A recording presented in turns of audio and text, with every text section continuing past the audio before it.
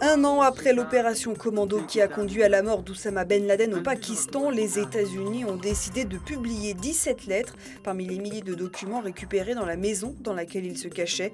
On y découvre les inquiétudes et les états d'âme de l'ancien chef d'Al-Qaïda.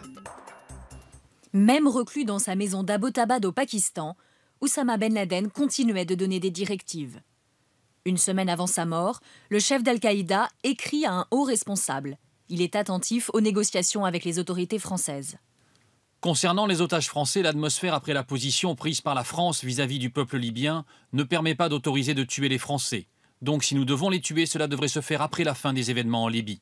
Et Ben Laden donne même des conseils aux ravisseurs, profiter des élections présidentielles pour faire monter les enchères. Ils doivent au moins garder l'homme le plus important jusqu'à l'élection française. Et il faudrait fixer une date butoir pour que les Français ne repoussent pas l'échange jusqu'aux élections. Mais Ben Laden apparaît déconnecté du terrain. En avril 2011, il recommande d'échanger une otage française enlevée au Niger. Malade, Françoise Larribe avait déjà été libérée 2 mois avant. Dans ses lettres, sélectionnées et rendues publiques par le gouvernement américain, Oussama Ben Laden s'inquiète de ce qu'il appelle les victimes civiles inutiles. Les nombreux attentats qui frappent la population risquent de lui faire perdre le soutien des musulmans. Le chef terroriste apparaît coupé d'Al-Qaïda. Le mouvement lui échappe et se divise. Des groupes autonomes, au Pakistan, au Yémen et au Sahel, mènent leurs actions de façon indépendante, faisant d'Al-Qaïda une organisation éclatée en groupes régionaux.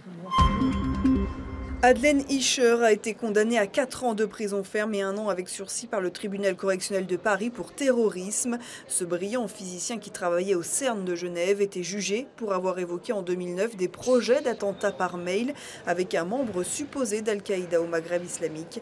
Adlen Isher a dit à la barre qu'il était passé par une phase de turbulence et qu'il faisait amende honorable. Ce docteur en physique a déjà passé 2 ans et demi en prison en détention provisoire. Les suites de l'affaire du meurtre d'un couple de Français installés à Madagascar.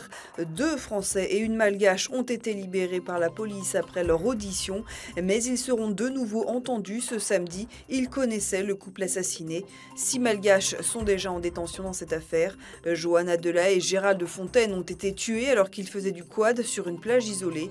Leur corps, retrouvé à 10 jours d'intervalle, portait des traces de coups. En Espagne, la situation économique critique inquiète de plus en plus la population, en particulier les jeunes. Plusieurs milliers d'entre eux ont manifesté à Barcelone. Il faut dire que la moitié des moins de 25 ans n'a pas d'emploi. La situation est particulièrement difficile dans certaines villes du sud. Regardez cette usine-là, elle est totalement abandonnée. Elle est en ruine. José Flores ne reconnaît plus sa ville, celle qui produisait 20% des briques du pays il y a encore 5 ans.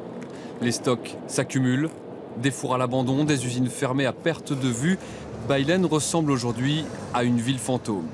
José dirige cette carrière d'argile. Le site tournait de 6h à 21h, 7 jours sur 7, d'où une centaine de camions sortaient chaque jour. Là, c'est totalement à l'arrêt. Depuis le mois de septembre, rien n'a tourné. Plus un euro ne rentre dans les caisses. Alors pour survivre, José et son unique employé se sont trouvés une nouvelle activité. Sur des pans de carrière rebouchés, ils cultivent des oliviers. Les énormes tractopelles servent désormais de simples brouettes et le cœur n'y est plus. Je le vis mal, parce qu'avant ici on avait beaucoup de collègues qui travaillaient avec nous. Et maintenant je suis tout seul, je le vis mal. Dans cette région déjà pauvre de l'Espagne, plus de 35% de la population active est au chômage. Pas une famille n'est épargnée et beaucoup de jeunes songent à partir. À 22 ans, Juan Antonio poursuit ses études, faute de travail. Il vit toujours chez ses parents, avec son grand frère, tous chômeurs. Cette situation est désespérante, en particulier pour mes parents. Et pour moi, c'est humiliant. Ce n'est pas seulement qu'il n'y a pas de travail, mais le peu de travail est sous-payé. La famille touche 900 € par mois d'allocation chômage pour vivre à 4. Isabelle multiplie donc les petits boulots dans les champs à la saison des olives et du coton. Je suis triste, très triste. Je ne voudrais pas que mon fils ne puisse pas finir ses études. Je m'inquiète car il n'y a pas de travail, pas suffisamment pour qu'il s'en sorte. À Montréal, les étudiants en colère se déshabillent. Plusieurs milliers d'entre eux ont défilé en petite tenue pour dire leur opposition à la hausse des droits de scolarité. Le point d'orgue de 12 semaines de grève chez ces étudiants qui ne veulent pas débourser 300 $ supplémentaires par an pour leur année universitaire. Le Premier ministre a proposé une revalorisation des bourses, mais les grévistes demandent, eux, le gel des droits de scolarité. On se quitte avec un autre étudiant qui est heureux. À 97 ans, cet Australien qui était déjà dans le livre des records vient de réitérer son exploit en décrochant son 4e diplôme universitaire. Il fait l'admiration de ses professeurs et de ses camarades de promotion. Il l'a décroché. Il en est fier de son master de sciences médicales. À 97 ans, Alan Stewart est le plus âgé des diplômés, cumulant même 4 diplômes universitaires. Dentiste de profession, cet Australien décroche pendant son activité un doctorat en chirurgie dentaire. En prenant sa retraite, il se plonge dans le droit, mais ça ne suffit pas, il se lance dans la médecine. L'université elle-même, les professeurs m'ont vraiment aidé tout le temps. Si j'avais un problème de compréhension, je communiquais par réseau internet, je leur envoyais un mail ou je les appelais par téléphone. Les jeunes camarades d'université sont épatés, les professeurs, eux, ont eu du mal à y croire.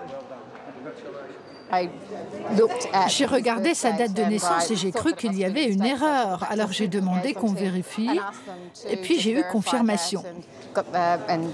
Nous avons alors réalisé que ce serait un privilège d'avoir un étudiant de cet âge dans notre formation. Alan Stewart range sa toque et sa toge maintenant. Terminer les études.